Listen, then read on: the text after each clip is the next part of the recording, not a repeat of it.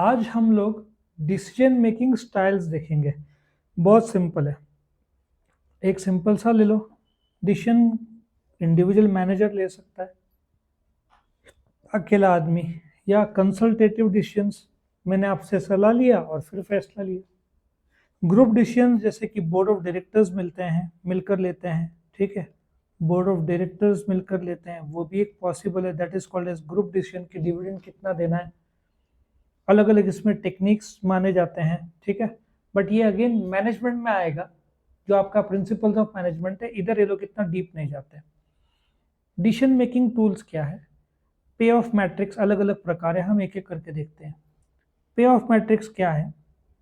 ये एक बोलते हैं ना मैथमेटिकल टेक्निक्स है जो समराइज करते हैं एक्शन और इवेंट्स को। मतलब ये लोग प्रोबेबिलिटी ऑफ जो डिसीजंस है, ठीक है, एक प्रोबेबिलिटी तैयार करते हैं। जैसे कि बिजनेसमैन 1 लाख रुपया इन्वेस्ट करेगा नए बिजनेस में, उसने 3 एक्टिविटी आइडेंटिफाई किया, तो उसको रिटर्न ऑन इन्वेस्टमेंट का प्रोबेबिलिटी क्या रहेगा कि जो आपने पैसा लगाया उस पर रिटर्न्स कितना मिलेगा। सो चांसेस प्रोबेबिलिटी है कि 0.4% चांस है कि सेल ज़्यादा होगा, 60% चांस है सेल कम होगा। तो ये एक प्रोबेबिलिटी तैयार करते हैं। इसको बोलते हैं ना पे ऑफ मैट्रिक्स बोलते हैं, जिसमें आपने 1 लाख रुपया इन्वेस्टमेंट किया, उसमें करीबन आपको कितना रिटर्न्स मिलेगा, ये हाई सेल और लो सेल का एक प्रोबेबिलिटी बताता है। आया समझ में? अगेन मैथमेटिकल टूल है, आपको इतना डीप जाने की जरूरत नहीं है। सिर्फ आप समझो कि एक टूल है for decision making to identify कि आपने इन्वेस्टमेंट किया तो रिटर्न्स कितना मिलेगा। दूसरा डिसीजन ट्री, अगेन ये एक प्रोबेबिलिटी थ्योरी का हिस्सा है, जहाँ पे ये कई सारे ऑप्शंस आप डिसीजन ट्री में, जैसे कि आपको मुंबई टू दिल्ली जाना है, आप वाया मुंबई गुजरात जा सकते हो, वाया मुंबई मध्य प्रदेश जा सकते हो, वाया मुंबई राजस्थान जा सकते हो। Do you agree? और आपको और डीप जाना है तो वाया मुंबई आसाम भी जा सकते हो। लॉजिक समझ में आया आपको? सो डिसीजन ट्री एक ऐसा ट्री है, प्रोबेबिलिटी टेक्निक, जिसमें आप सारे के सारे ऑप्शन वर्कआउट करते हैं, हर एक ऑप्शन को दूसरे के साथ कंपेयर करते हो और फिर फैसला लेते हो। ये देखो, आपको यहाँ से जाना है तो ये एक ऑप्शन है, ये एक ऑप्शन है, ये एक ऑप्शन है, उसमें ये सब ऑप्शन है। तो आप बॉटम टू टॉप अप्रोच लो, मतलब लोअर डिसीजन लो फिर अपर की ओर जाओ, लेफ्ट टू राइट जाओ, वो भी एक ऑप्शन है।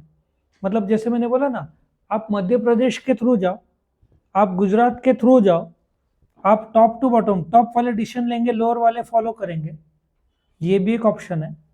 स्टैंडर्ड प्रेजेंटेशन, अगेन आप ये अलग अलग ऑप्शन, मतलब सिंपल सी भाषा में मैं आपको घर का एग्जांपल लेता हूँ। आपके घर में बच्चे लोग डिसीजन लेंगे, पेरेंट्स को मानना पड़ेगा। ये देखो, ये अप्रोच बॉटम टू टॉप। यहाँ पे पेरेंट्स फैसला लेंगे, बच्चों को मानना पड़ेगा।